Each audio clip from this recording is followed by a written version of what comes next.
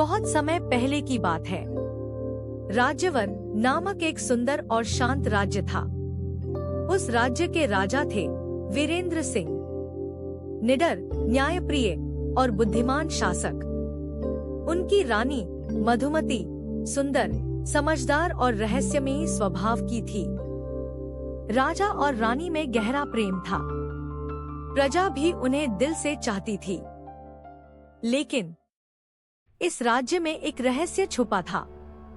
एक महल जो जंगल के भीतर था, सालों से बंद पड़ा और कहा जाता था जो भी उस महल में गया कभी वापस नहीं आया।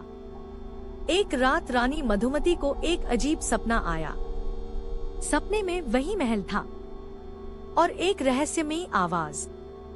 सत्य को जानने का समय आ गया है, रानी मधुमती। रानी घबराकर उठी, पर उन्होंने ये बात किसी को नहीं बताई। कुछ ही दिन बाद राजा वीरेंद्र को महल के तहखाने में एक पुराना संदूक मिला। उसमें थी एक पुरानी डायरी। नाम था राजकुमारी चंद्रप्रभा। डायरी में लिखा था, मेरे साथ विश्वासघात हुआ है। मेरी आत्मा उस महल में बंद है। जब तक सत्य सामने नहीं आता मुझे मुक्ति नहीं मिलेगी। राजा ने मंत्री से पूछा, कौन थी चंद्रप्रभा? मंत्री बोला, महाराज, वह आपके परदादा की बहन थी, लेकिन वो अचानक गायब हो गई थी। रानी बोली, मुझे विश्वास है कि यह सपना और डायरी किसी रहस्य की ओर इशारा कर रहे हैं।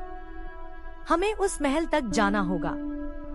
राजा ने रानी की बात मानी और एक रात दोनों गुप्त मार्ग से निकल पड़े, जंगल की ओर, रहस्यमयी महल की खोज में। महल के पास पहुंचते ही ठंडी हवा चलने लगी और दरवाजा अपने आप खुल गया। अंदर हर जगह धूल और जाले, पर एक चित्र दीवार पर चमक रहा था। एक युवती का चित्र जिसकी आंखों में दर्द था। नाम लिखा था राजकुमारी चंद्रप्रभा। रानी को एक दृश्य दिखा। चंद्रप्रभा एक सेनापति से प्रेम करती थी, पर उसी ने उन्हें धोखा दिया। राज्य भी छीन लिया, प्रेम भी, और अंत में आत्महत्या कर ली।